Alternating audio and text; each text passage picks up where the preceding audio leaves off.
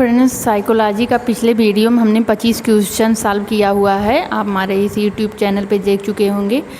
मैं आशा करती हूँ आपको क्वेश्चन समझ में भी आएंगे, आपकी तैयारी भी हो रही होगी और आपको क्वेश्चन सॉल्व करने में आसानी भी होगी और आपके 25 क्वेश्चन तैयार भी हो गए होंगे। क्या पता उसमें से कौन सी क्वेश्चन आ जाए, कौन सा क्वेश्चन यूपी टेट में पूछ ले। रही बात साइकोलॉजी की, ये मेरे क्वेश्चन साइकोलॉजी के हैं। ये आपको टेट में भी मिल सकते हैं, सुपर टेट में भी मिल सकते हैं, रीट के एग्ज़ाम में मिल सकते हैं, केबीएस के एग्ज़ाम में मिल सकते हैं, हरियाणा टेट, मतलब किसी कहीं भी टेट का आप एग्ज़ाम देंगे आपको साइकोलॉजी के ये रिलेटेड क्वेश्चन आपको, ये मेरा कंपटीशन के बेस से ही मेरा ये तैयार क्वेश्चन है। मैंने ये टॉपिक तैयार किया हुआ, बनाया हुआ है। मैंने भी यही पढ़ करके अपना कॉन्सेप्ट भी क्लियर किया होता। ऑब्जेक्टिव क्वेश्चन जितने भी किए करो, आप कॉन्सेप्ट बहुत जल्दी क्लियर होते हैं और एग्ज़ाम पास करने में, एग्ज़ाम हॉल में भी बड़ी आसानी होती है। आप जितने ऑब्जेक्टिव क्वेश्चन कर पाएँ आप करिए। आशा करती हूँ, इसलिए मैं ऑब्जेक्टिव क्वेश्चन दे रही हूँ। आशा करती हूँ कि आपके जो सारे होंगे टॉपिक आपके अब लगभग तैयार ही हो गए होंगे, क्योंकि अब ज़्यादा टेट के एग्ज़ाम देने में 1 महीने सिर्फ बाकी है और इतने सारे टॉपिक हैं। ये मेरा फर्स्ट चैप्टर से ही है ये क्वेश्चन, तो ये आपको करने में भी कोई बहुत कठिनाई नहीं होती होगी और होती भी होगी तो आपके ये मेरे क्वेश्चन करने से तैयार हो जाएगा आपका क्वेश्चन। तो क्वेश्चन देखते हैं। निम्नलिखित में से कौन सी अवधि किसी के विकासशील अवस्था में सामान्यतः संघर्ष की अवधि कहलाती है? 25 क्वेश्चन ऊपर हो गए थे, ये 26वां क्वेश्चन है। निम्न में कौन सी अवधि किसी की विकासशील अवस्था की सामान्यतः संघर्ष की अवधि कहलाती है? शैशवावस्था, बाल्यावस्था, किशोरावस्था, तो वयस्क अवस्था। तो सबसे कठिन की जो संघर्ष की अवस्था होती है वो कौन सी अवस्था होती है? स्टेनले हॉल ने बताया संघर्ष तूफान की अवस्था होती है कौन सी? किशोरावस्था, जिसका सही आंसर होगा किशोरावस्था। अगला क्वेश्चन देखते हैं। विकास शुरू होता है पूर्व प्रसव अवस्था से, शैशवावस्था से, पूर्व बाल्यावस्था से कि उत्तरा बाल्यावस्था से? तो ये क्वेश्चन यूपी टेट का एग्ज़ाम जब मैंने सन 2019 में दिया हुआ था तो हमको ये क्वेश्चन मिला था, लेकिन ये क्वेश्चन मेरा गलत हो गया था। विकास शुरू होता है, हमें लगा कि शैशवावस्था, बाल्यावस्था, किशोरावस्था, प्रौढ़ावस्था, 4 अवस्थाएँ विकास की होती हैं, तो विकास हमारा शैशवावस्था से शुरू होता है। हमको इतना कन्फ्यूजन हुआ, एक बार मन किया कि इस पे लगा यही होगा, लेकिन ये मेरा क्वेश्चन गलत हो गया। इसका सही आंसर होगा पूर्व प्रसव अवस्था से। ये क्वेश्चन मेरा गलत हो गया था, मैंने शैशवावस्था लगा दिया था। शैशवावस्था करने से मेरा ये क्वेश्चन एक नंबर का गलत हो गया था। निम्नलिखित में से कौन प्रारंभिक बचपन की विशिष्टता नहीं है? नहीं पूछ रहा प्रारंभिक बचपन की। तो प्री गैंग अवस्था, अनुकरणीय अवस्था, पूछताछ वाली अवस्था, खेलने की उम्र, तो बचपन की अवस्था होती है प्री गैंग अवस्था। ये जो गैंग बनाने की अवस्था होती है ये अवस्था किशोरावस्था की होती है कि दोस्त बनाते हैं, वो बनाते झुंड, तो इसमें भी एक प्री गैंग स्टेज इसको भी बोला जाता है। इसका 28 का ये होगा। अगला क्वेश्चन देखते हैं। अगला क्वेश्चन है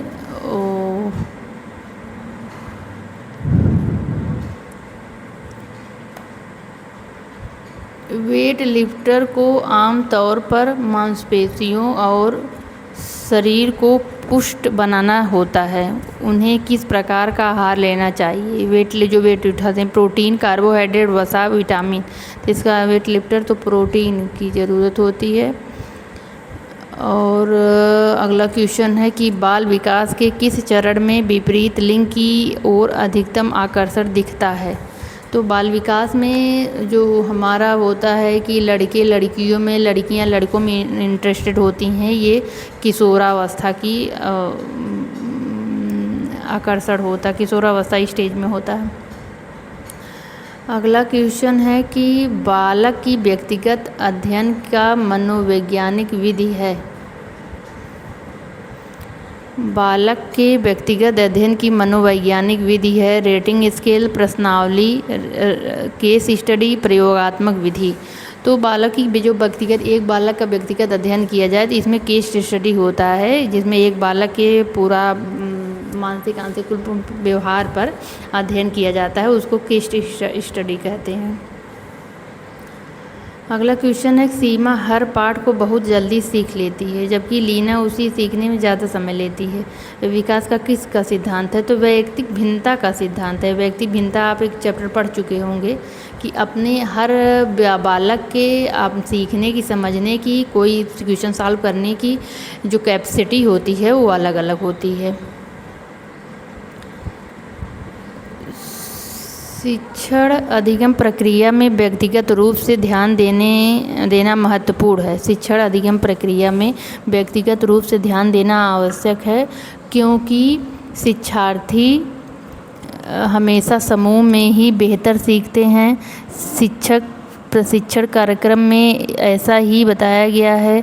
प्रत्येक विद्यार्थी की अनुशासित करने के लिए शिक्षकों को बेहतर अवसर मिलते हैं। ऐसे भी क्वेश्चन इसमें पूछता है कि इसमें यूपी टेट के एग्ज़ाम में ऐसे भी थियोरेटिकल क्वेश्चन दे देता है और उसको पूछता है कि इसका कौन सा आंसर सही होगा।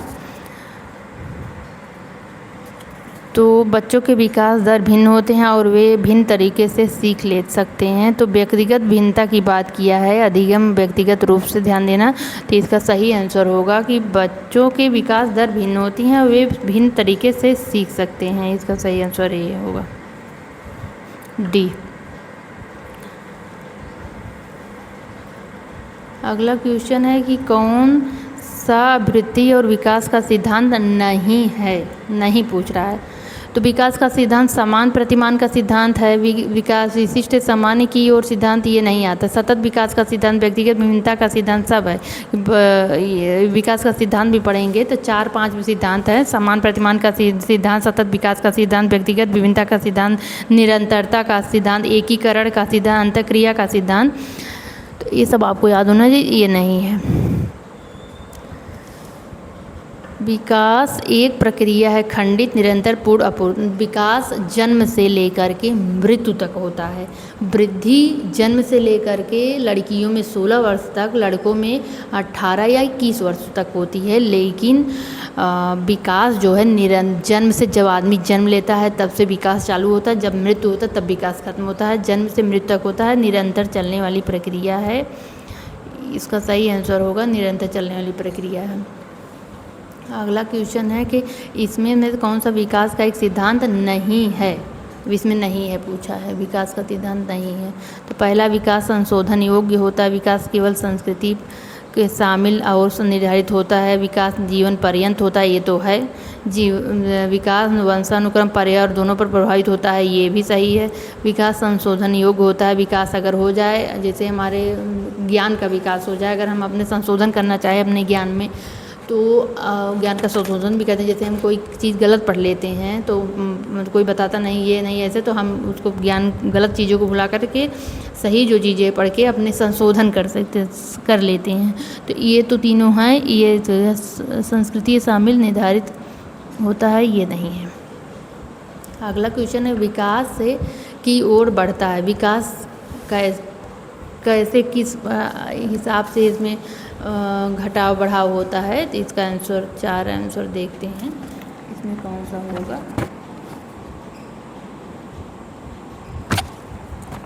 जटिल से कठिन की ओर, विशिष्ट सामान्य की ओर, साधारण से सामान्य की ओर, सामान्य से विशिष्ट की ओर। तो इसका होगा सामान्य से विशिष्ट की ओर। विकास शुरू होता है, विकास कब शुरू होता है? उत्तर बाल्यावस्था से, प्रसव पूर्व अवस्था से, शैशवावस्था। यही क्वेश्चन फिर से दोहरा के पूछ लिया, तो इसका सही आंसर होगा प्रसव पूर्व अवस्था से। निम्नलिखित में से कौन सा विकास का सिद्धांत नहीं है, नहीं पूछ रहा है? तो विकास लंबवत न होकर वर्तुलाकार होता है। विकास क्रमबद्ध होता है, निरंतर होता है। विकास मशीनी प्रक्रिया है। विकास मशीनी प्रक्रिया नहीं, स्वयं से प्राकृतिक प्रक्रिया है। तो इसका आंसर ये होगा। विकास कभी न समाप्त होने वाली प्रक्रिया है। यह विचार संबंधित है। अंतर संबंध का सिद्धांत, निरंतरता का सिद्धांत, एकीकरण का सिद्धांत, अंतःक्रिया का सिद्धांत। इसका सही आंसर होगा निरंतरता, निरंतर चलेगा।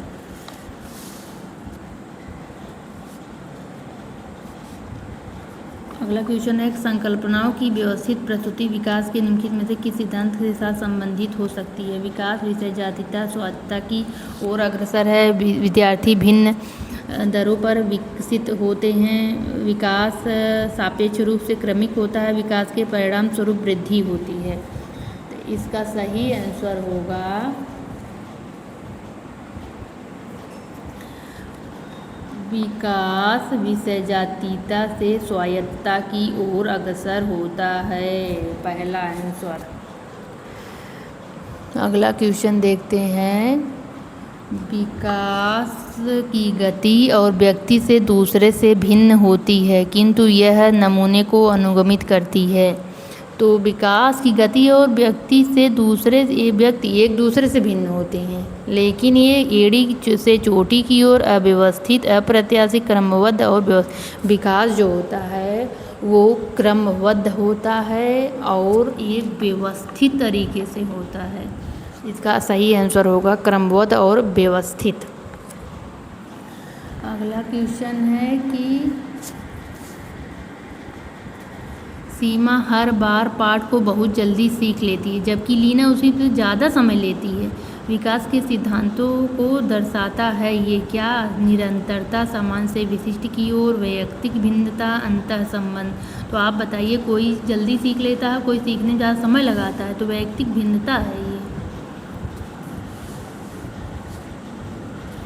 बाल विकास की कौन सी अवस्था में